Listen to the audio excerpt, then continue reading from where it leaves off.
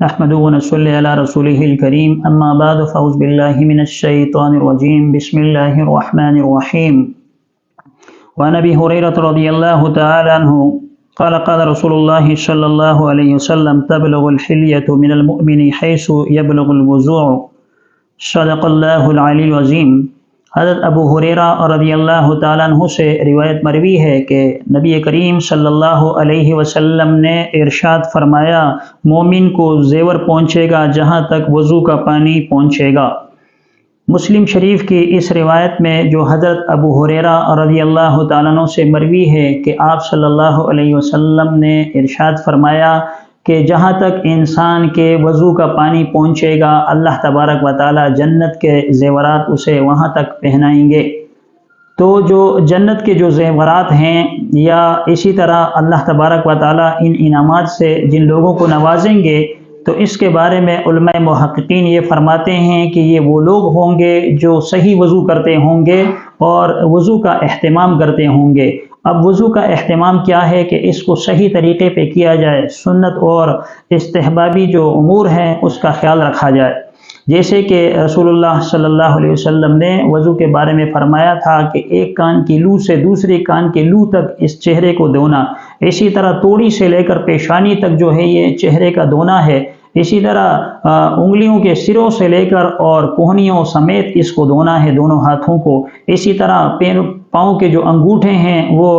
یہ جو کعبین ہیں ان تک دھونا ہے، ٹخنوں تک ان دونوں کو دھونا ہے، اسی طرح چوتھائی سر کا مسح کرنا ہے۔ تو یہ وضو اگر یہ ترتیب کے ساتھ ہوگا اور سنت کے مطابق ہوگا، وہ طریقہ جو رسول اللہ صلی اللہ علیہ وسلم نے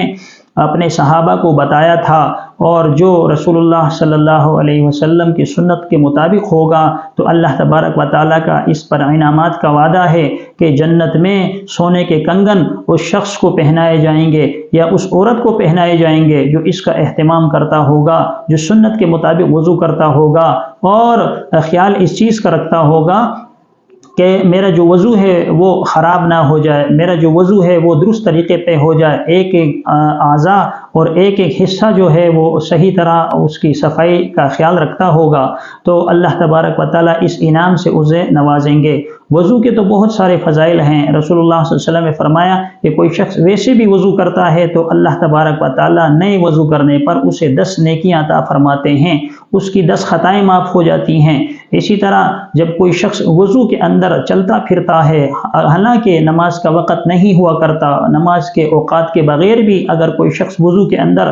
گھومے گا پھرے گا تو علماء محققین لکھتے ہیں کہ اللہ تبارک و تعالیٰ اس کی روزی کے اندر برکت عطا فرما دیتے ہیں اور اللہ تبارک و تعالیٰ شیاطین سے اس کی حفاظت فرماتے ہیں۔ وضو کے بہت سارے فضائل ہیں۔ بعض علماء نے تو یہاں تک لکھا ہے اگر اسے موت آ گئی وضو کی حالت کے اندر، یہ باوضو تھا، تو اللہ تبارک و تعالیٰ اسے شہادت کا مرتبہ بھی عطا فرماتے ہیں۔ وضو کے بہت سارے فضائل علماء محققین نے لکھے ہیں، لہٰذا ہر مسلمان کو چاہیے کہ اس کا خیال رکھے، وضو کو اچھے طریقے سے کرے، سنت کے مطابق اس وضو کی ادائیگی کی بجا آوری کرے، تاکہ کل قیامت کے دن جب جنت میں جانا ہو تو ان انعامات کا حصول ممکن ہو سکے۔ اللہ تبارک و تعالی ہمیں رسول اللہ صلی اللہ علیہ وسلم کی ہر سنت کو اختیار کرنے والا بنائے۔ آمین۔ وآخر دعوانا ان الحمد للہ رب العالمین۔